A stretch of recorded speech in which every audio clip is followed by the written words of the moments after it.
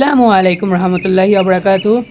আজকে 14ই আগস্ট, অর্থাৎ 1লা আগস্টে আমার ডায়মন্ড ডাব জোড়া এই ডিম দেয়। তারপরে কেটে গেল 14 দিন। এই 14তম দিনে এসে আমি দেখি এখানে অর্ধ ভাঙা ডিম পড়ে আছে। তো আশা করি, কারণ ডায়মন্ড ডাবরা 13-14 দিনেই ডিম ফুটে, বাচ্চা ফুটে। তো আশা করি আল্লাহর রহমতে তারা বাচ্চা দিয়ে দিয়েছে। সব থেকে সুন্দর ব্যাপারটা কি জানেন?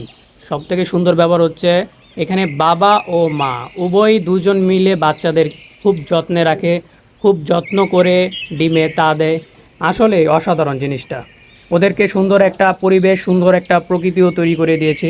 আর আজকে ওদেরকে দিলাম এই লাউ পাতা, ওদের ক্যালসিয়ামের যোগান দেওয়ার জন্য। আর এখানে তো তাদের খাবার রয়েছেই। আর এখানে রয়েছে তাদের ব্রেড, এগুলো ওদের ক্যালসিয়ামের যোগান দিবে।